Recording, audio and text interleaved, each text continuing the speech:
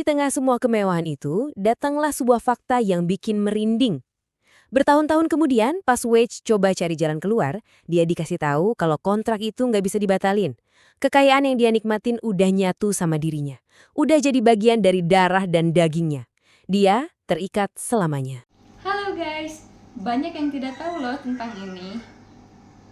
Yuk, tidak usah lama-lama, langsung aja kita simak.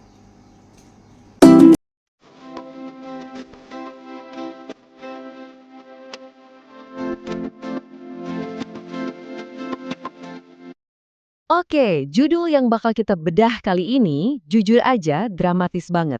Jalanku Berakhir menjadi budak iblis. Ini bukan sekedar cerita fiksi loh. Ini diklaim sebagai sebuah pengakuan dari kisah nyata. Sebuah peringatan keras tentang pilihan yang diambil saat seseorang ada di titik terendahnya. Jadi, cerita ini tuh katanya datang dari catatan pribadi seorang pria yang saking terdesaknya oleh kemiskinan, dia sampai ke titik paling gelap. Membuat perjanjian dengan kekuatan gaib cuma demi kekayaan. Ini bukan cuma cerita horor biasa, tapi sebuah cermin tentang seberapa jauh keputusasaan itu bisa mendorong seseorang. Nah, ini dia pertanyaan intinya, yang jadi benang merah di seluruh cerita ini. Sebelum kita lanjut lebih dalam, coba deh kita renungin bareng-bareng. Saat kita lagi terpojok, benar-benar terpojok, sejauh apa sih kita rela melangkah? Pertanyaan inilah yang dihadapi oleh tokoh utama kita. Biar kita ngerti kenapa dia sampai nekat, kita harus lihat dulu penderitaannya kayak apa. Yuk kita kenalan sama tokoh utama kita, namanya Wardoyo Gentono Eka, atau biasa dipanggil Wage. Hidupnya dari awal itu udah penuh sama beban yang rasanya berat banget. Coba kita lihat lini masa penderitaannya ini. Bayangin, dalam waktu setahun, dia kehilangan kedua orang tuanya. Jadi yatim piatu bareng 6 saudaranya yang lain. Dia terpaksa putus sekolah, jadi kuli panggul, cuma demi mereka bisa makan. Penderitaannya nggak berhenti di situ. Dia kerja di sebuah toko dan diperlakukan buruk selama 10 tahun. Ini bukan cuma hidup susah, ini benar-benar penindasan tanpa henti. Dan tahu nggak apa yang lebih sakit dari kemiskinan? Penghinaan. Ini kata-kata Wage sendiri yang ngegambarin gimana dia nggak cuma miskin materi, tapi juga direndahin abis-abisan secara sosial. Rasa sakit kayak gini nih, yang numpuk di hatinya. Jadi luka yang dalam banget. Dan puncaknya, setelah 10 tahun kerja banting tulang dan nahan perlakuan buruk, ini yang dia dapat sebagai pesangon, 2 juta rupiah. Bayangin, 1 dekade pengabdian dihargai segitu rendahnya. Angka ini bukan lagi soal uang, ini udah jadi simbol ketidakadilan yang ngebakar dendam di dalam dirinya. Dengan hati yang penuh dendam dan putus asa, Wage ada di titik terendahnya. Dan justru di saat kayak ginilah, bisikan-bisikan soal jalan pintas yang bahaya itu mulai kedengeran menggoda banget. Oke, sebelum kita lanjut, kita perlu paham dulu konsep pesugihan. Ini tuh praktek mistis di Indonesia buat nyari kekayaan instan lewat perjanjian sama makhluk goib. Semacam jalan tol menuju kaya, tapi bayarannya ngeri. Nah, ini dia momen pemicunya. Waktu lagi galau mikirin nasib, dia nggak sengaja dengar obrolan di warung kopi yang ngebuka pintu ke dunia yang nggak pernah dia bayangin. Nama sebuah tempat, Gunung X, dan janji kekayaan instan langsung nyantol di otaknya.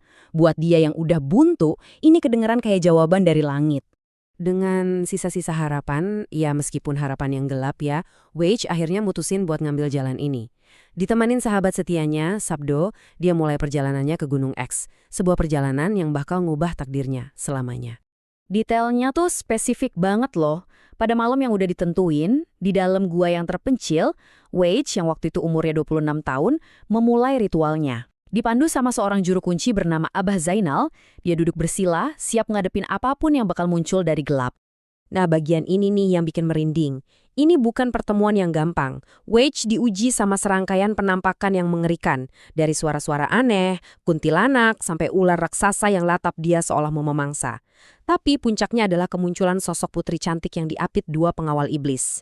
Nah, ini dia, entitas yang megang kunci kekayaannya. Si putri ini nggak pakai basa-basi. Tawaran pertamanya ngeri banget, kekayaan tanpa batas, tapi imbalannya nyawa seluruh keluarganya. Wage, meskipun putus asa, masih punya hati. Dia nolak. Akhirnya deal baru tercapai, kekayaan melimpah, tapi cuma buat 24 tahun, syaratnya dia harus kasih tumbal darah tiap tahun. Wage setuju. Oke, jadi ini dia nih isi kontraknya. Kalau kita bedah, kekayaan tak terbatas selama 24 tahun. Imbalannya, tiap tahun dia harus kasih tumbal darah buat makhluk gaib kecil namanya jenglot. Dia juga dikasih 24 bunga kantil, satu buat tiap tahun, dan harus nyiapin kamar khusus buat ritual. Perjanjian yang detail, mengikat, dan serem banget.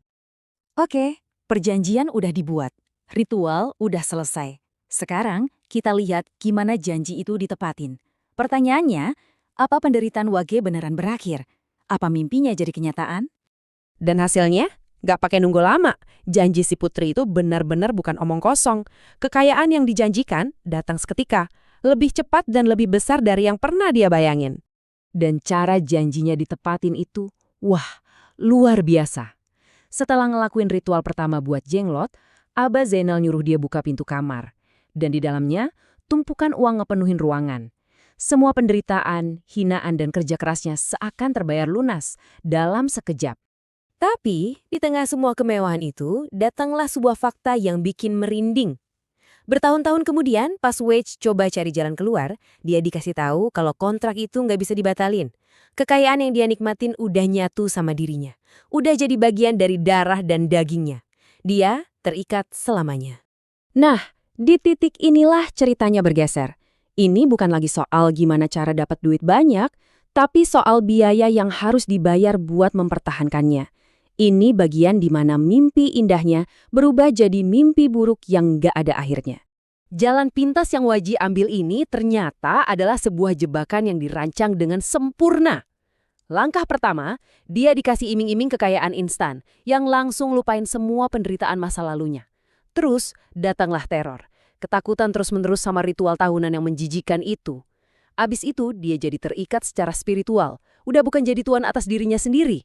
Dan akhirnya, kesadaran pahit, kalau di akhir kontrak 24 tahun itu, pembayaran finalnya ya jiwanya sendiri. Dan yang perlu kita ingat, seluruh kisah ini diceritain bukan buat pamer atau cari sensasi. Menurut sumbernya, ini adalah sebuah amanah. Permintaan terakhir Wage ke sahabatnya, Sabdo, buat nyebarin ceritanya, biar nggak ada lagi yang ngikutin jejaknya yang salah. Dan kita tutup pembahasan kali ini dengan pertanyaan reflektif ini. Kisah Wage ini studi kasus yang ekstrim soal keputusasaan dan konsekuensinya. Ini maksa kita buat mikir, di mana sih batas antara nyari solusi sama kejeblos ke dalam perangkap? Mungkin jawabannya adalah pemahaman kalau apapun yang datang terlalu gampang biasanya punya harga tersembunyi yang jauh lebih mahal. Gimana guys ceritanya? Kalau kalian suka video seperti ini, jangan lupa komen di bawah ya. Bye-bye.